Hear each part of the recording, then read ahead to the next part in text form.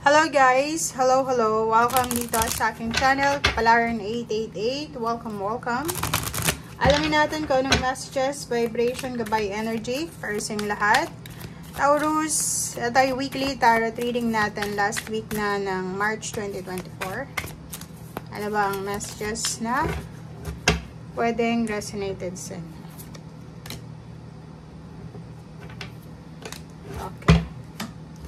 Taurus, Hathor, receptivity, vast, independent, Kali, endings and beginnings. Okay. Taurus, mayroon kang 4 cards dito. Kung makikita mo dito, may posibleng kailangan ka ng kalimutan. Etong dalawang barahang to, magkapareho sila sa bawat isa.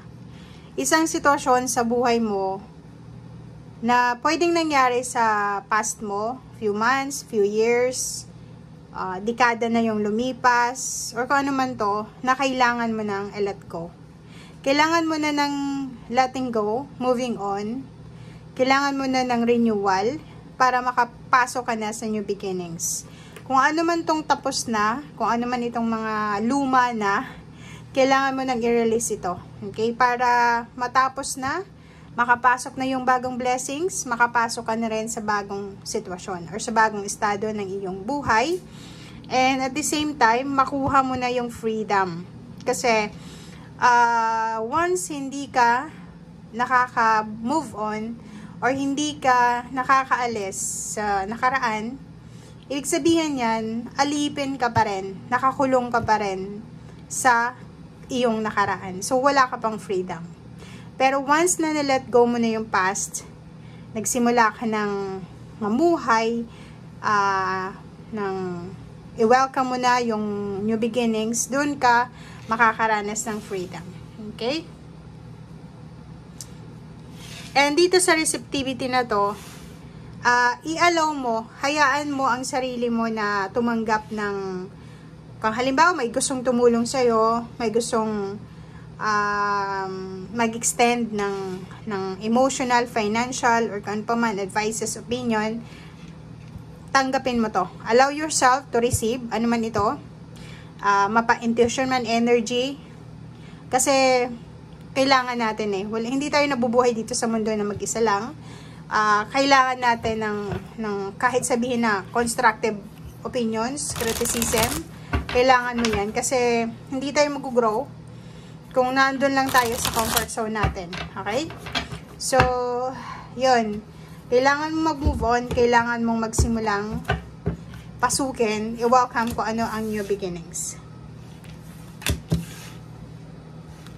Okay. Atong dalawang barahang ito, or tatlo, sorry. Tatlong baraha. 7 of Ariel, Page of Gabriel, Knight of Ariel. If ever man may hinihintay ka, ano ba yan? Promotion, graduation, nagpapatayo ka ba ng bahay, end ng contract or kaano pa man, have patience. And hintayin natin. Kasi malapit na wag kang susuko. Kasi kung makikita mo dito, malapit na yung independence, malapit na yung freedom. Ihanda mo yung sarili mo para sa new beginnings na to, para sa freedom na to. Be passionate kasi maraming opportunities na pwedeng magbukas sa buhay mo na magdadala sa'yo ng adventure and at the same time, excitement. Okay? And if ever gusto mong ma-accomplish lahat ng plano mo, goals mo sa buhay, go lang, 'di ba? Marami kang gustong i-accomplish, planuhin mo ng maayos, and then i-execute mo, gumawa ka ng action, and be patient. Parang ganun lang. Huwag mong i-pressure yung sarili mo.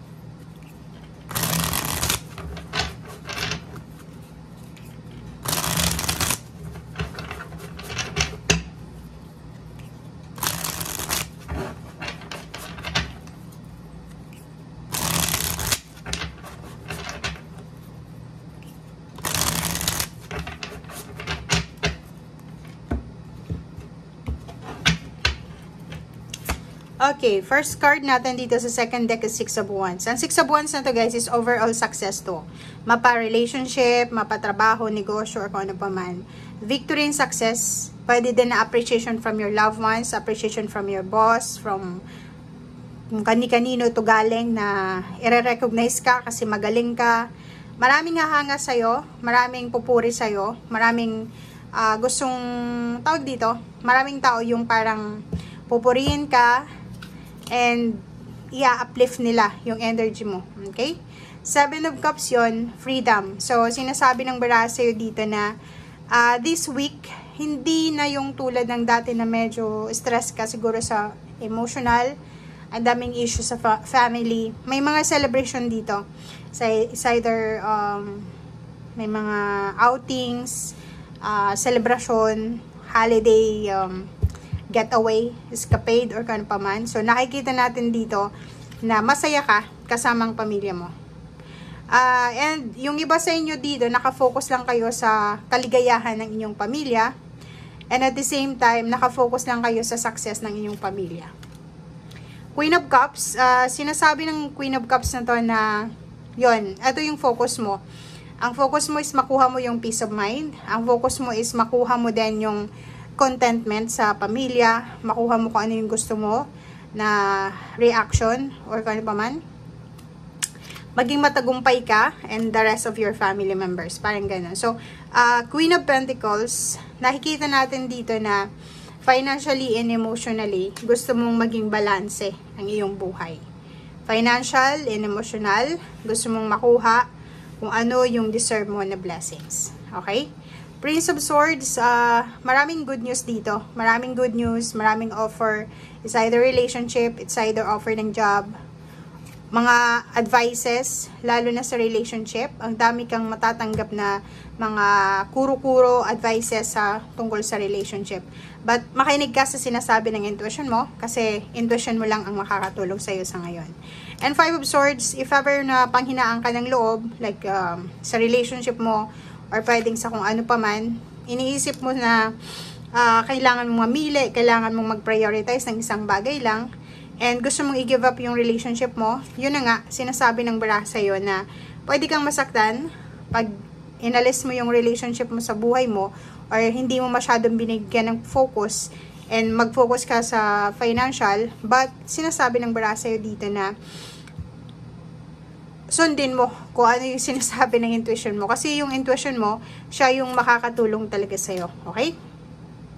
And next week, sinasabi ng bara sa'yo dito na may good news na parating. Kasi may pera, may offer ng job, may offer ng financial, may mga happy occasion, happy moments.